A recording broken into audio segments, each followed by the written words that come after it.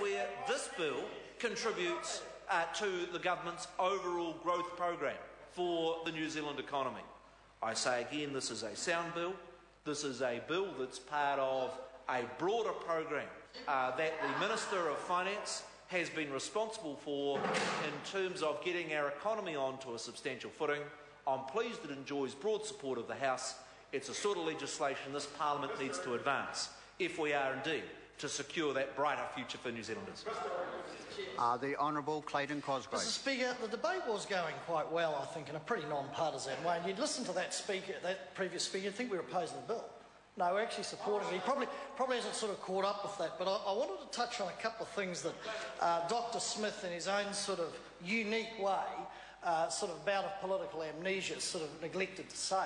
Part of this bill is about oversight. In fact, the core of this bill, and one of the concerns we have, is to ensure that there is appropriate oversight as these bonds are issued and as they go forward. And we are in favour of independent Reserve Bank oversight. But I've got to say, even when you regulate, oversight can fail.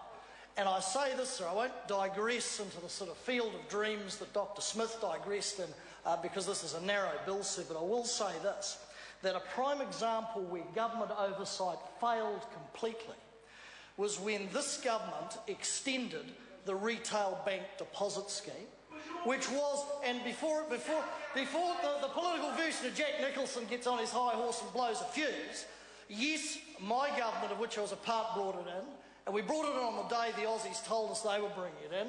And if Dr. Smith had half the sense that he purports to have, he'd know, because he just made a case for us to be in sync with Australia. If we had not brought it in, there would have been a flight of capital, because Dr. Smith, you know, 1 and 1 sort of makes 1.5 for Dr. Smith. But the point I make is this. Then his government came into power and extended the scheme. And okay, I'm not arguing the cost of the rights and wrongs of that. I simply say this. Once they extended the scheme, they did not monitor it. They got gamed. They got gamed, sir. You don't like it, of course.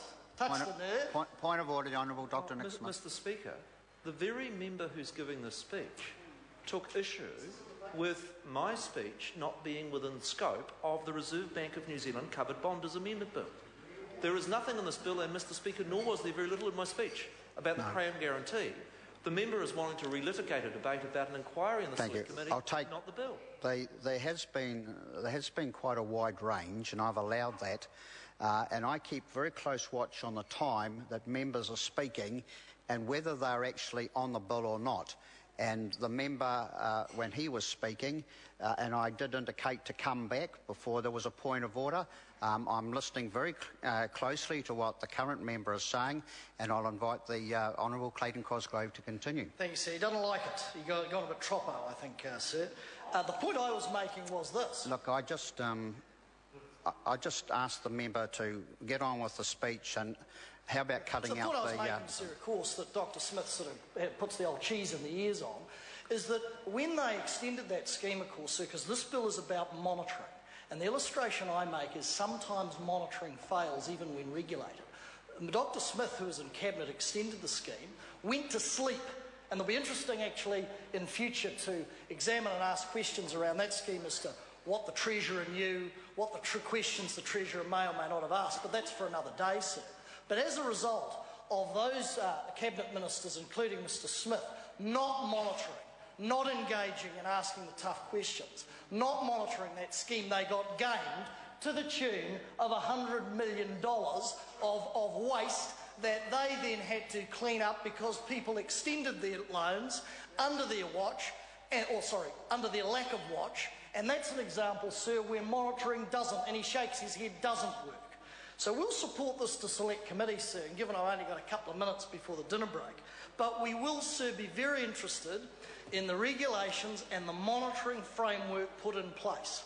Because I agree with other members who've spoken, colleagues from New Zealand First and others, as old Rumpelstiltskin toddles off, that, of course, sir, we would not want to see a situation, of course, in the hierarchy where institutions, as they will be under this bill, have a higher hierarchy than mum and dad investor in terms of a payout if something goes wrong. We wouldn't want to then see a liability then visited on the Crown, which is the taxpayer. Because that's exactly what happens, sir, when these folk, these galahs in government, sir, extended the retail deposit scheme and then went to sleep.